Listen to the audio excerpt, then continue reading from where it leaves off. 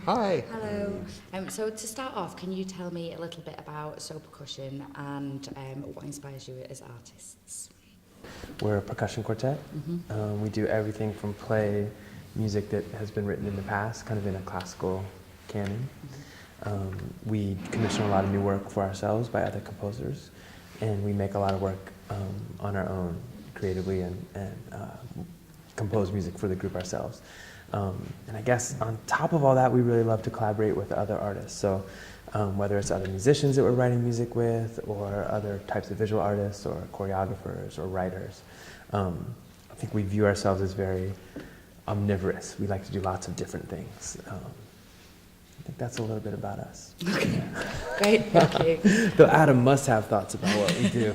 I agree with Jason's thoughts. I would say that one thing that's inherent in percussion playing is the spirit of discovery.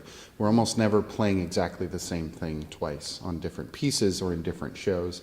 And that informs the way that we go about doing things. And we sort of, I think, train our audiences to expect the unexpected, to come in and say, I don't actually know what's going to happen, but I think these guys are interesting, so I'm going to check it out. And that's fun because it allows us to range far and wide in terms of what we let into what we do. And so you first visited here in May 2015? I think that's right. And here we are 16 months later, the day after an absolutely incredible performance in this church. Can you tell us a little bit about your journey? Not a little bit, actually, we want to hear about all of it. Let's tell you a lot about it. Yes, from there to here, what's happened? I guess we've come here now in some formation between the four of us. This is our fourth visit. And that's really special to be able to come to a place over a long period of time and feel like you get to know a place on some level. You know, it's great to walk down the street and actually have restaurants that we like to go to, or spots on the beach that we like to go to, or like to have our own experiences. So I guess in that way, the kind of like repeat discovery of a place has been really wonderful. So we came in May for the first time to learn a little bit about the whole area, I guess. One thing that first visit that really informed, I think, the show, the way we made the show, is that we decided to actually have 4 separate experiences in some ways that first time, which was different for us, a way to experience. Oftentimes we experience things very collectively, and we kind of each kind of got in and had our own experiences that first time. And I think that kind of led to the ways we visited in our repeat visits. So the first day, that visit that we came, I went to one of the lunchtime kind of senior citizens clubs. And Bingo. At Wheatley got Hill. some It great. was Wheatley we played Hill, bingo. wasn't it? I Some went with, great audio. I went with Caroline. Yeah. Yeah. I started talking to people and took some audio recordings, and I'll never forget that one of the older gentlemen who had worked in the mines, he heard that I was talking to people, and I said, "Do you have anything to share?" And he said, "I was buried alive." And I said, "That's great. Let's start from there. And tell me more." And he told me about one of his experiences with an accident in the mines and how that informed sort of his work there and his life later. And everybody there had some kind of story about the tragedies that happened, but then about the pride that they took in their community, working in the mines and all of these kinds of. That was the first time for me that it started digging more deeply into what that is for this community. And that became a big theme of the work that we did. It also became something that we didn't want to fixate on 100%. We were trying to find this balance of digging into the history of the mines in the community, but trying to see a lot about where the community is right now as well. For me, that was the first time of really digging into the past and talking to those folks and being like, wow, this is such a unique and intense aspect of this community. I feel like what was really great is that oftentimes I feel like you would have that visit and then you would go away and the performance would be the next time. But it was wonderful because we had really 3 more visits, 2 before this time, where Adam and Josh came back in December and could kind of get to know different parts of the community and share our work with parts of the community and kind of dig into different themes. And I know when me and Eric came last May, we could really dive in and say, okay, let's really work on this video portrait idea in depth, and let's really get our collaboration with Amber, even deeper, and work with them in the same, go out to Ellie's farm, basically. So I think that kind of multiple visits over 16 months was really special for the project Yeah. because it helped us dig deeper into these So have you interests. you've never worked in that kind of way before then? Has it given you've worked in similar ways, but kind of not, I guess, and especially being so far away from the That I would place. say is the biggest You know, difference. We have worked in that way, but not in a place that is so far away Yeah. geographically. Yeah. And having that support to do that, there's no way this piece could have been what it was without those multiple visits. Yeah. So you've worked kind of across so many different art forms in the final performance. You've got film, you've got sculpture, you've got music, you've got all sorts. You've got kind of live performance with Freddie talking. You've got text.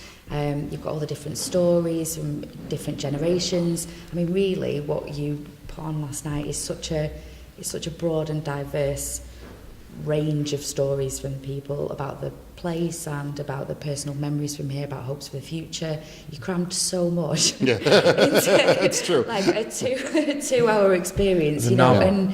But it was could be a novel. But for us, that is that's incredible, and that's exactly the sort of thing that I think will kind of stay with people who came to see it, and certainly with us as an organisation, and with Forma as well, in terms of producing and pulling all of this together. I mean, like I said, it's a huge story. Is there any particular subject or subjects that you think are really at the very heart of it? I think that there are several themes that to us were good to use to anchor the story. So one of them was the sea. And we ended with the sea, and that felt amazing for us because there is something welcoming, there's something embracing and redemptive about the sea. And part of the idea of black and yellow, coal and flour, all these kinds of things is that one thing we noticed when we were visiting and people were telling us about is, okay, we would dump all of the coal into the water, and then they would a lot of the mines were actually under the ocean, and the beaches were black at one point, all this kind of stuff. The ocean eventually washes it all away and cleans it all up. And so ending with the ocean for us was felt very kind of spiritual, felt very soulful. So that was a theme. Obviously the industrial past and association, that was a theme. But also the present was a theme, because actually we started to get the sense that a lot of what people know about this area is specifically the mines and the industry. And so we started to feel like, well, you can hardly ignore that when you're addressing the area, but we were seeing a more complex picture. We saw modernity here, and we saw different generations relating differently to the idea of the past and the present. And so that time scale became interesting. Circa had done so much documentation about what the coast actually looked like, and kind of would find all the residue of it still there, in the rocks, what the kind of industrial material had done to the coast. But then seeing their film starts with these really beautiful photographs of kind of relics and objects that had been washed up, like what a boot looks like, after 30 years of being dealt with in the sea. And our first idea with them, I think, had been to actually install these cameras and document just what a year is, how that change, what that slow change is. And so I think from early on, that idea of seeing something, or I guess not seeing something change really slowly, but then seeing the large change over time is something that was really interesting. And we work that way a lot in the music that we love.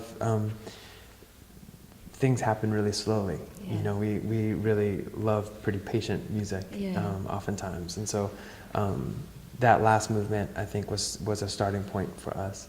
But then I think really we don't tell stories like the one we did last night so often, in that it was really we decided to kind of present it as a book almost, with 4 chapters, and almost feel like we could tell 4 different stories.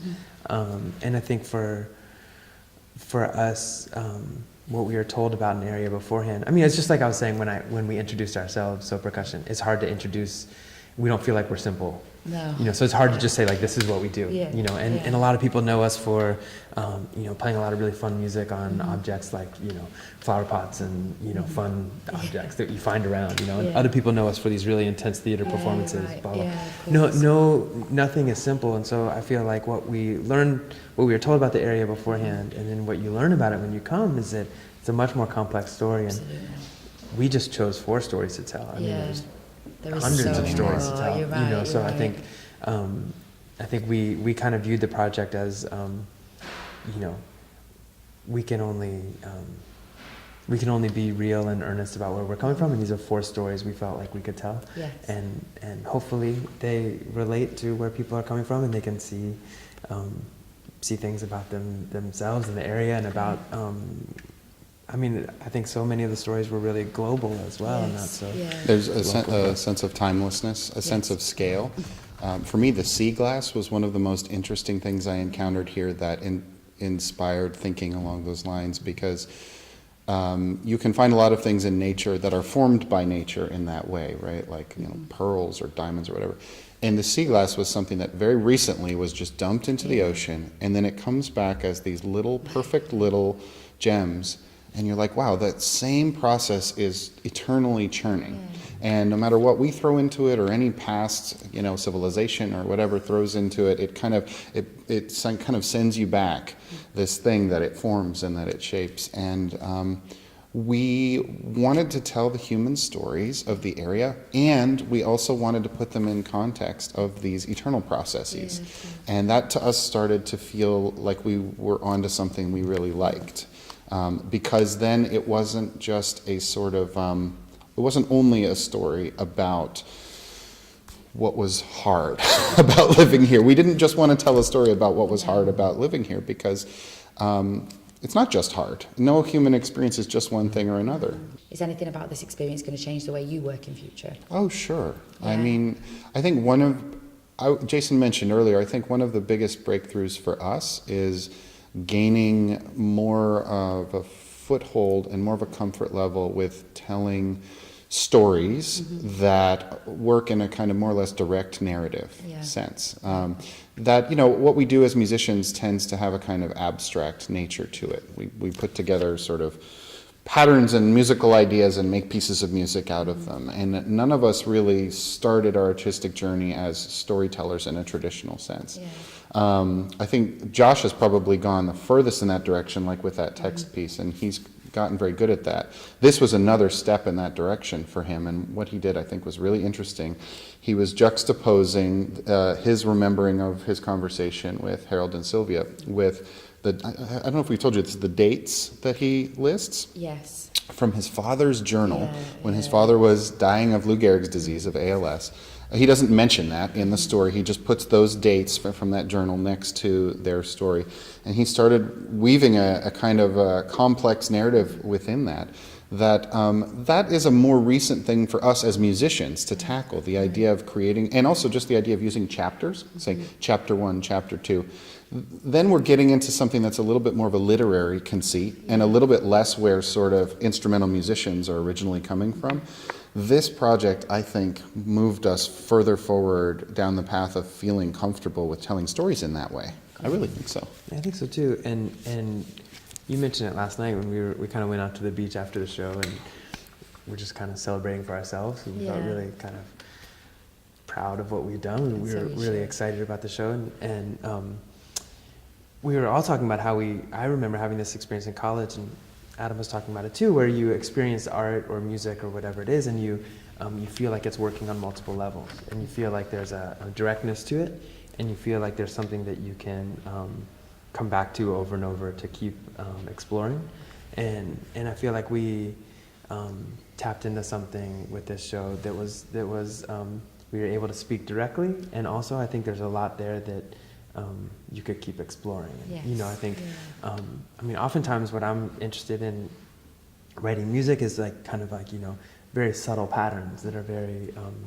maybe that whole first piece, the coal and flower, maybe you feel like you're kind of in one mood for a long time, but actually no moment is the same as another Lots of moment. little details It's are ever changing. changing. But also, I talked to so many people afterwards when we left, and you know, it's so easy when you're so direct about a title like that. Everybody was like, "Oh, I really love this wild, you know, installation." Coal and here. flower We have idea. coal Yeah. on one wall and the rapeseed on the other wall, Yeah. and even though those are, you know, pretty kind of I don't know, abstract collages. You know, there's also a directness to it that felt like everybody was on the inside, not the outside. Yes. And I think that's something that we always balance in our work. What do you hope the legacy is for East Durham here, the people in Right. place of this piece of work?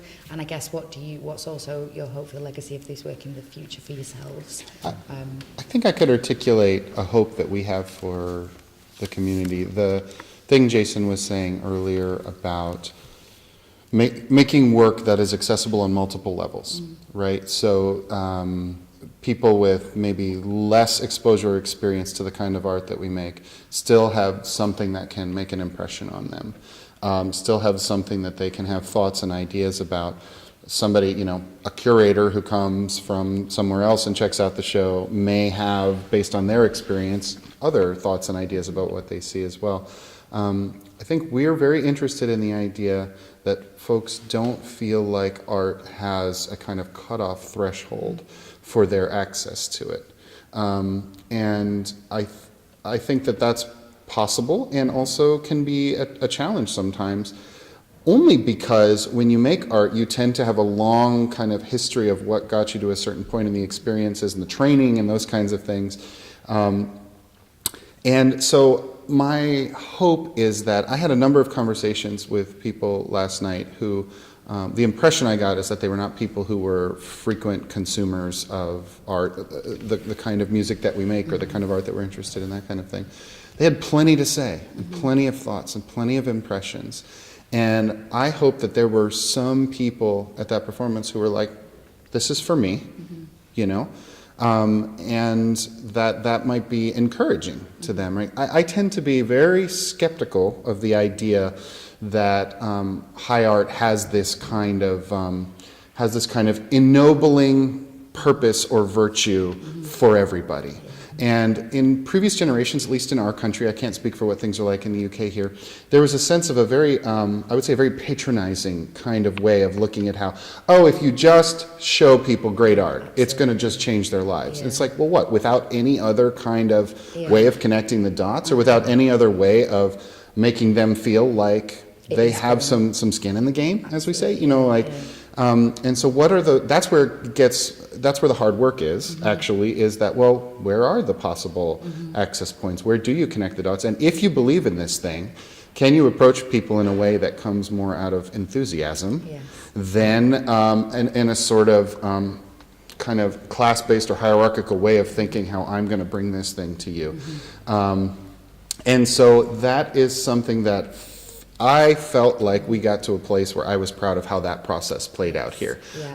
Based on, especially last night, having some conversations with folks, and a few of us talked about how, oh, you know, this person that I talked to about this performance, you know, based on their kind of experience in the world as like, this is a coal miner who spent a lot of his life underground doing this thing and has not been consuming art the way that I have, the kind of art that I have for his whole life. We had an awesome conversation about what all of this was that didn't require us to bridge such a huge gap in our experiences. That was like, oh, that felt great. Yeah. You know, that is something we're interested in doing. Yeah, and I think that's something that we're actually really used to, the way we tour in the States. I mean, we'll definitely play in some venues maybe that are, folks know what we're doing and we're kind of sharing, we're starting in the same place. But oftentimes we tour, and really what we do is just, we like to tour and share new things with people. And that's kind of what I think like we're always doing. So this has felt very actually, in some ways, similar. What I was thinking about is I imagine there were some folks here last night, maybe who, like talking to Freddie afterwards, you know. I bet some folks really enjoyed the show because, you know, Freddie was able to talk and there were very kind of personal things that happened. And maybe they saw one movement that was like, wow, maybe I would have never heard music like this, but wow, I'm intrigued about this and got in on something else.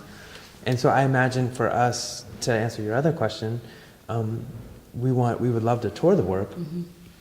And I think we were trying to make a work that didn't just work for this place and say like, oh, the reason why this audience is going to enjoy it is because they see people they know on stage, and so like it's going to work. We're really happy with what we have in terms of a work that we can share with anybody. And so I almost hope and imagine that the opposite will be true, where if we can tour this piece in the States or in other parts of Europe, if we were to play it in our hometown, our audience would kind of look at it and say like, oh, this is an awesome piece of music and art that So Percussion has made.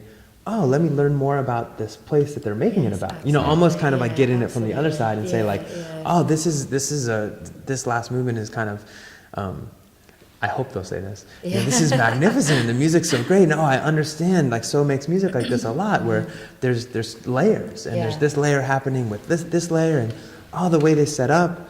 The way we thought to set up that piece was kind of about movement. We were people were just watching our hands move from the back. And people kind of relate to like, oh, I understand the way that piece relates to this other work they do with David Lang, and the way this moves slowly is like this, and oh wait, where is that place? What is this about? And kind of get into the subject matter from the opposite side.